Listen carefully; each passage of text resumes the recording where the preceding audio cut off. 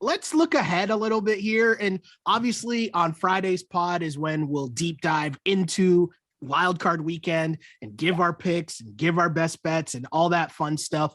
But just in terms of what I want to do here, just to quickly go over what the lines were opening and then where the lines are right now for Wildcard Weekend. And I'm just going to race through and you tell me which ones stick out the most or which ones have changed or whatever, right? So on Saturday, we got the Raiders at the Bengals. Bengals are at home and favored by 6 points.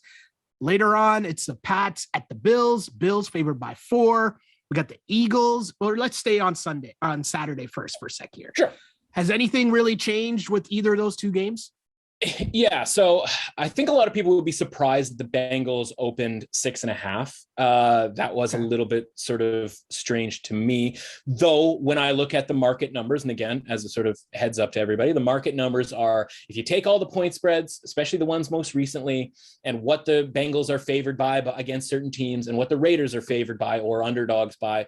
Keep in mind they were 3-point underdogs to the Chargers at home, right? How much credit is the market really giving the Raiders?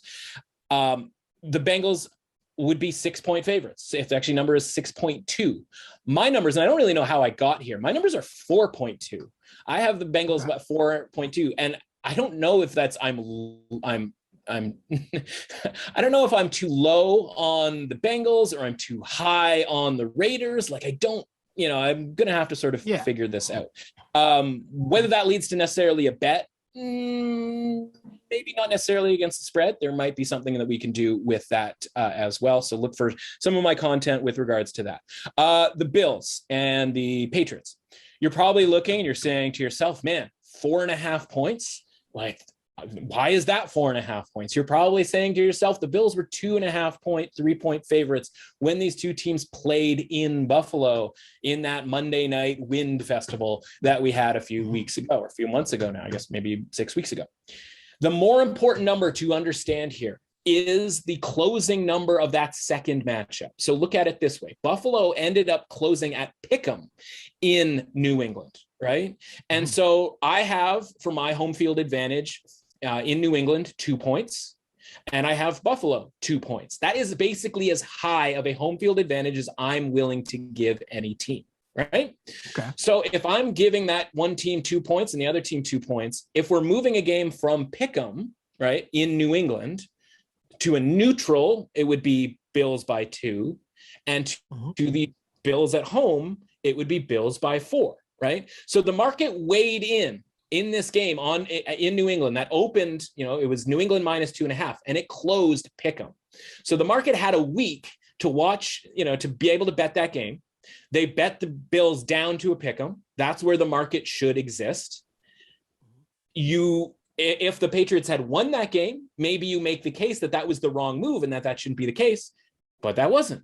The Bills won that game relatively easily, couple of scores, right? They were in control through much of the game. So there's no real reason to adjust those teams by that rating. So that's why this number is 4. So if you're looking at that going like, this is too high, they just played it in Buffalo and it was much lower, all of that sort of thing, that's the explanation. So hopefully you can understand why that number exists. Whether there's a bet to be made there, we'll see.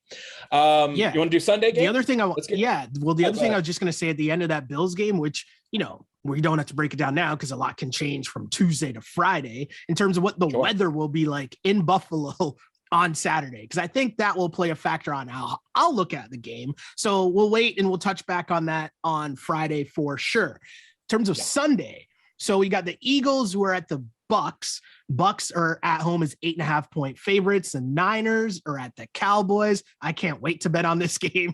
The Niners are 3-point underdogs to the Cowboys there. And you got the Steelers, dusted Big Ben in the playoffs somehow. I don't know how we got here, but the Steelers are in KC, Kansas City favored by 12.5 points. In terms of those three games, just what's the line movement been saying from the opening line to where we sit now on Tuesday?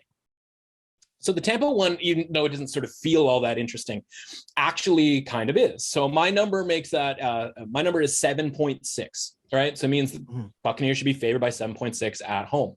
obviously that 7.6 isn't a real number, so it would be 7.5.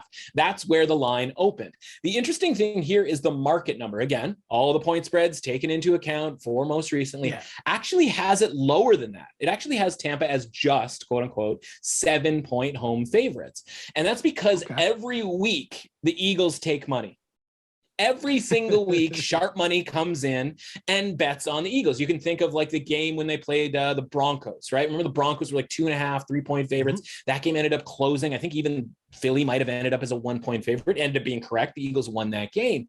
But every week the Eagles take money, even this past week, which, you know, the Eagles end up not playing anybody on their team, right? Like that game still ended up closing under a touchdown. That was 7 early on in the week. Now it ended up going down to 3.5 because we weren't sure, okay, there's some COVID positives, Micah Parsons out, all of that sort of stuff. But even when it came back up, it closed at 6.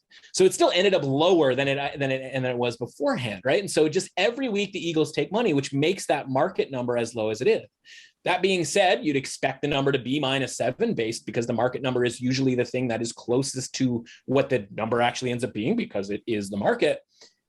This doesn't matter, man. People are taking Tampa Bay. People are piling in on Tampa Bay. 7.5. I grabbed a little 7.5 myself. If I've made a bet already, I will tell you, oh, by the way, I also bet the over in Buffalo and New England, 43.5 there. I should mention that since we just talked about that game. Okay. But I bet that 7.5 because I'm like, it's not going any lower than 7.5. And it goes up to 8.5, even 9.5. And now it's come back a little bit towards 8.5. Now, again, I don't know if that's an early start on people betting the Eagles because, again, somebody out there is betting the Eagles every week, or what, but that just is the situation when it comes to that game. The Dallas and San Francisco game, I think, is really interesting. My numbers make this Dallas -2.9. The market, again, the market makes this Dallas -3.2.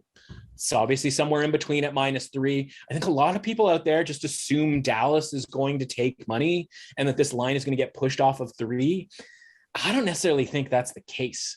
Right? Like I don't really buy into that. I think this number is going to stay pretty solidly. I would love it if it goes up to 3.5. I love the 49ers in this game. I don't know if that's where you were going when you said that you were, you know, into betting this game. I would say right now as sort of an addendum, and this is something that we, you know, you can get down now, you can get down later on. 49ers right now are 11-1 to win the NFC. That right now is interesting to me for a couple of different reasons. One, we talked about the idea of like Dallas wanting to, you know, if some miracle could happen and they could stay out of the 4 or 5 spot in the standings because they, dreaded like going to Lambeau. You don't want to do that in the second round. I don't think the San Francisco 49ers hate that concept, especially if the alternative is going to Tampa Bay and dealing with Tom Brady, because listen, Aaron Rodgers, great. Tom Brady is great. San Francisco is going to be vulnerable in either case because of their pass defense and the corners and secondary, et cetera, right? There is no good option from a defensive standpoint. But from an offensive standpoint, what do the 49ers do, man? They run the football. Who would you rather play? The Packers run defense or the Bucks run defense? Like, it's kind of the better matchup. And I'm saying this knowing that if we're going to bet a futures, we're betting on that team to win this week. And that's what I'm saying we're going to do with the 49ers, right? Whether it's the form of just taking the +3, which we'll do, or whether it's taking the money line, this is probably an alternative way to take the money line, right? And so I think they are fine with this being that, with playing Green Bay on the road there. They've obviously played them a bunch in the past. These are two teams that know each other obviously incredibly well, all of that sort of thing. Mm-hmm. So it actually kind of works out a little bit better for San Francisco in that path. Obviously there's a possibility that Tampa Bay just flat out loses. I mean, not that likely, right? But like maybe Tampa Bay loses to the Eagles and it's this shocking game because a bunch of their injured guys stay injured or get re-injured and all of that sort of thing. I mean, that sets up a possible matchup with the Los Angeles Rams, who we already know the 49ers own, right? And maybe the Rams don't even win. Maybe the Cardinals win and we end up seeing the 49ers having to go play the Buccaneers anyway. Okay, that's not necessarily ideal. There are no ideal circumstances here. We are talking about a futures market that is tight as a drum here, right? You are not going to get quote unquote value unless something crazy happens. And the idea is, all right, let's just try to find sort of the best way possible here to navigate this, because I have the Bucs rated higher than the Packers, and I think it's a better matchup for the 49ers. And so with that path that maybe is not getting accounted for in this plus 1100, this 11-1 bet that's out there, I think there's even some 12-1s out there. I think that's the best way to sort of attack that game from at least a money line standpoint. Maybe just get a little deep. Just before we get to the Steelers and Chiefs, you asked about my thoughts on the Niners game here. I'll just say this very quickly. And again, we'll deep dive on this on Friday. But if you tell me that I get to bet on Shanahan versus Mike McCarthy in the playoffs, I'm going to take that 100 times out of 100. Give me that. And people know my love-hate, but more so hate relationship with Jimmy Garoppolo. Yeah. I'm still sitting here saying, all right, Shanahan, let's go. I like this. I like this matchup a lot. Yeah, yes, that was more on that. That was a cojones drive by your man Jimmy G on Sunday. That was a cojones drive. That was a cojones drive. Let's get into the Sunday night game here. Okay, we just saw this matchup. This was literally 3 weeks ago. The line was 10. Right? The Chiefs pounded the Steelers. So understandably, the number goes up the second time around, gets opened up at 13. My numbers, you're not going to be surprised by this, have it at 10. It's actually 10.3. The market number has this actually lower than that at 9.4. And I know some people were interested in Pittsburgh at plus 10 back 3 weeks ago, and I wasn't necessarily one of those people.